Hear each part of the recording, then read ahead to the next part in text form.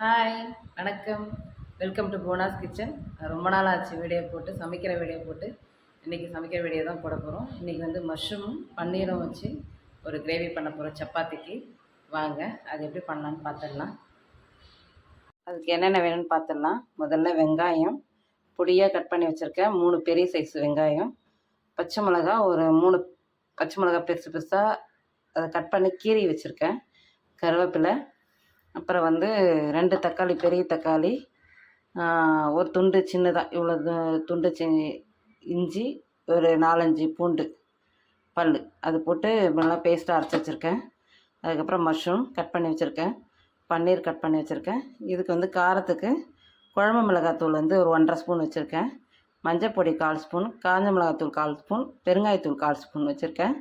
தேவைக்கேற்ப உப்பு போட்டுக்கலாம். நம்ம இப்போ எப்படி பண்ணுறதுன்னு பார்த்துலாம் வாங்க. வானல் வச்சு எண்ணெய் ஊற்றி 2 லவங்கம், ஒரு ஏலக்காய் மட்டும்தான் போட்டிருக்கேன். போட்டு வெங்காயம் போட்டு நல்லா ப்ரௌனாக வதக்கிடலாம். நல்லா வதங்கிறதுக்கு வெயிட் பண்ணுவோம். இந்த ஸ்டேஜில் பச்சை மிளகா போட்டுக்கலாம். பச்சை மிளகா போட்டு நல்லா வதக்கிடலாம். இந்த ஸ்டேஜில் நம்ம அரைச்சி வச்ச தக்காளி இதில் சேர்த்துக்கலாம். அரைச்சி வச்ச தக்காளியை சேர்த்து நல்லா கிளறி விடுவோம்.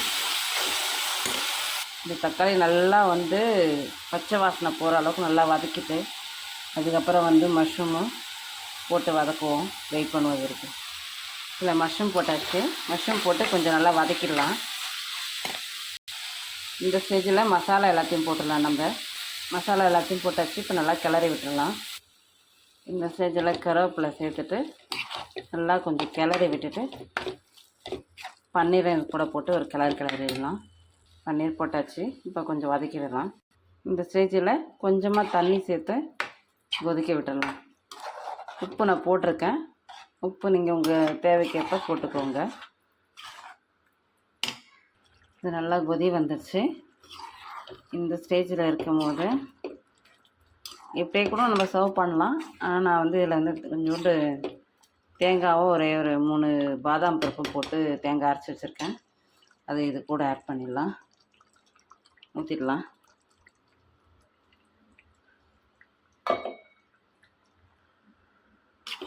ஊற்றி கிளறி விட்டு சும்மா லைட்டாக ஒரு கொதி வந்தால் போதும். தேங்காய் ஊற்றுனதுக்கப்புறம் ரொம்ப கொதிக்கணும்னு அவசியம் இல்லை.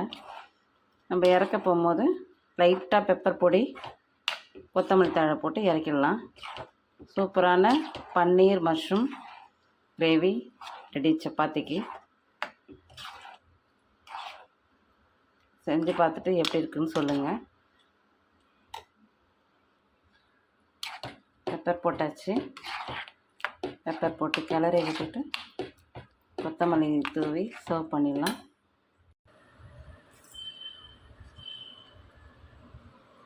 சூப்பரான பன்னீர் மஷ்ரூம் கிரேவி ரெடி ஆயிடுச்சு.